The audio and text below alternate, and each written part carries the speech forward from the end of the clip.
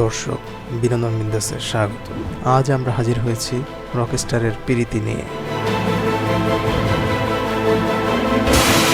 চারিদিকে অন্ধকার, দেয়াল জুড়ে হিজিবিজি কাটাকুটি দাগ, আর তার মাঝে একাকী, রক্তাক্ত আর মানসিকভাবে পুরোপুরি চুরমার হয়ে যাওয়া এক মানুষ।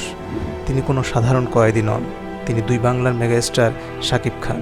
কি এমন ট্র্যাজেডি লুকিয়ে আছে রকস্টার সিনেমার প্রথম গান প্রীতির পেছনে? আজ তাই জানবো আমরা।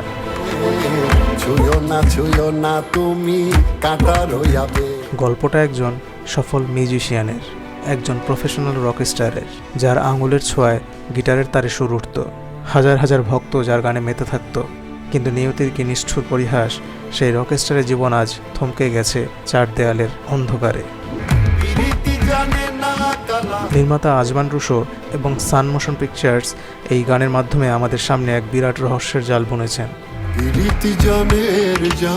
গানটির প্রতিটি ফ্রেমে শাকিব খানের যে অভিব্যক্তি, চোখের জল আর তীব্র হাহাকার, তা শুধু অভিনয় নয়, যেন এক জীবন্ত ক্ষত।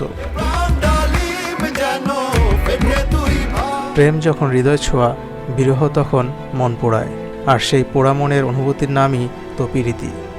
আমার প্রেমের কথা হাসান রুবায়েতের লেখা এই গভীর লিরিক্স আর আহমেদ হাসান সানির সুর যেন এক অদ্ভুত মায়াজাল তৈরি করেছে। তবে এই গানের আসল প্রাণ ভোমরা হচ্ছেন পান্থ কানাই।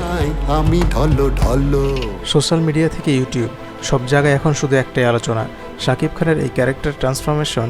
চিরচেনা অ্যাকশন বা রোমান্টিক হিরোর খোলস ভেঙে নিজেকে এক অন্য উচ্চতায় নিয়ে গেছেন। কিন্তু আসল প্রশ্নটা এখানে রয়ে গেছে, পর্দার এই রকস্টারকে কেন সব হারিয়ে জেলের কয়েদি হতে হলো? এর পেছনে কি কোনো বড় ষড়যন্ত্র, নাকি ভালোবাসার কোনো চরম বিশ্বাসঘাতকতা লুকিয়ে আছে? কমেন্ট করে অবশ্যই আপনার মতামত জানান। রকস্টার সিনেমা এবং প্রীতি গানটি নিয়ে আপনার অনুভূতি শেয়ার করুন। ভিডিওটি ভালো লাগলে লাইক দিন এবং সিনেমাটিক জার্নির পরবর্তী আপডেটের জন্য চ্যানেলটি এখনই সাবস্ক্রাইব করে রাখুন। ধন্যবাদ।